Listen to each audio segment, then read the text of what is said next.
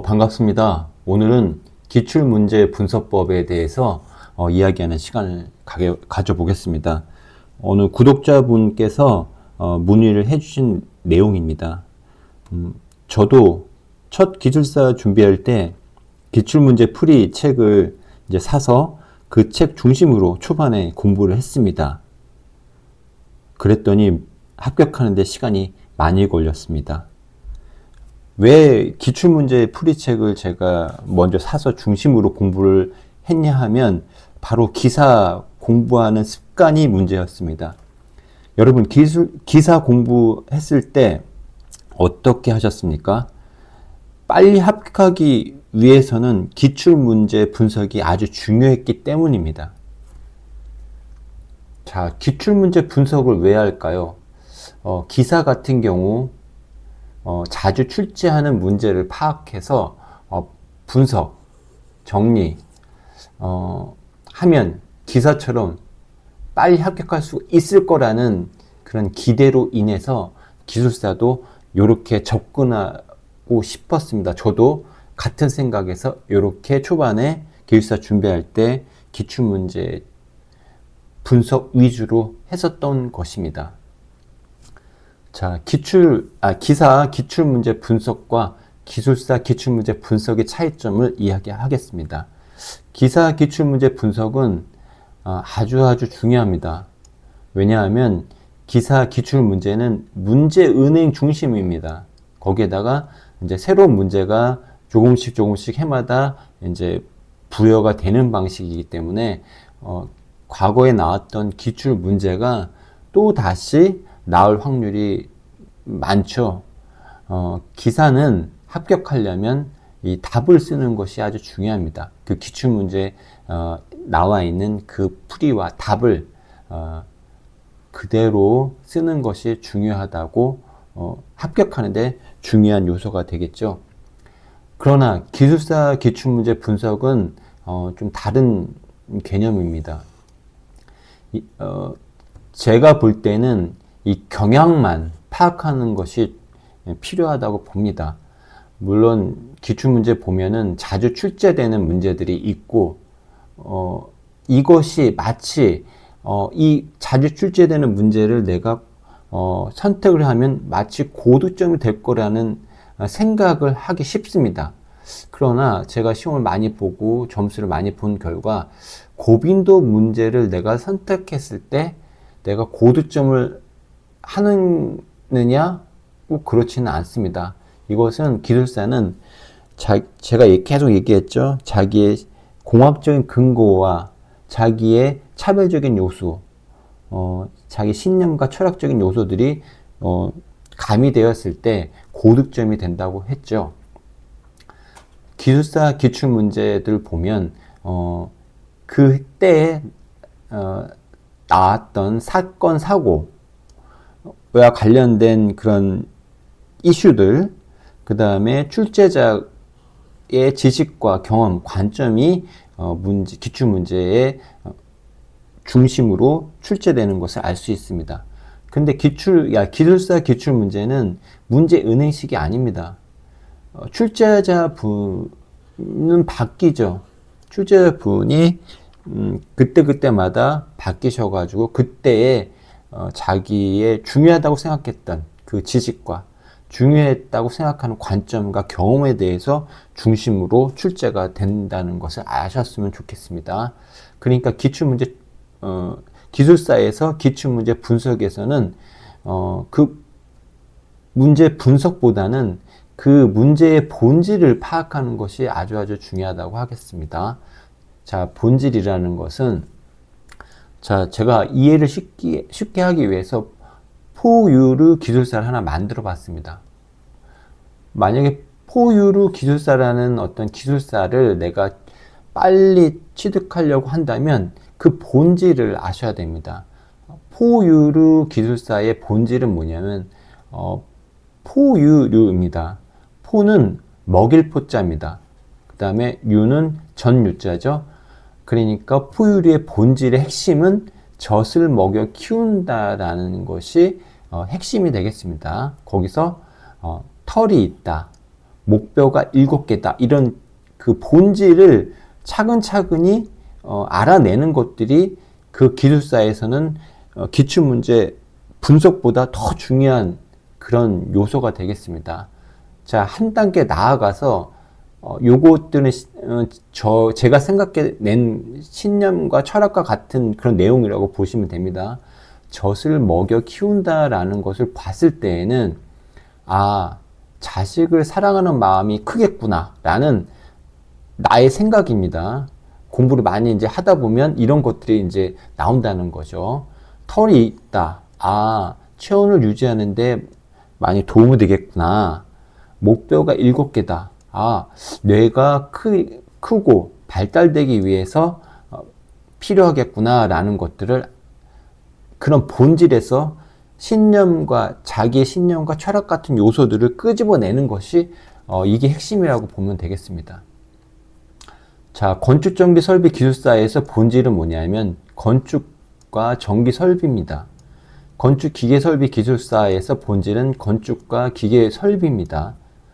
토질 및 기초 기술사에서 본질은 토질과 기초입니다.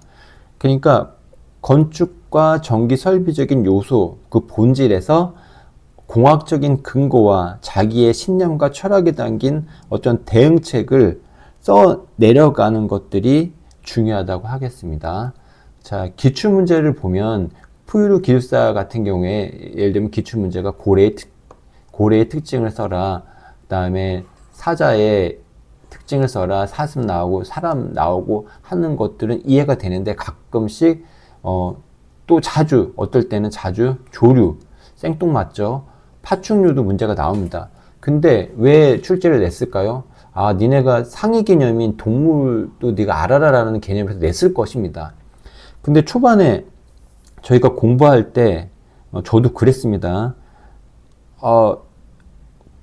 이게 포유류 기술사인데 조류하고 파충류 문제가 이제 자주 출제되는 해가 있고 또 자주 출제되는 거 봤을 때 이것도 중요한가 보다 해서 이 본질을 모른 채 비주류에 해당하지 않습니까?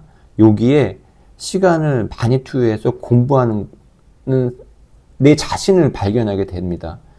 그리고 지금도 어느 도서관에서 이런 비주류에 대해서 목매고 공부하시는 주변의 동료분도 굉장히 많이 있습니다. 이것들은 기존에 있는 이 본질과 자기의 신념과 철학 같은 요소가 어느 정도 완성된 후에 하시는 것이 좋습니다.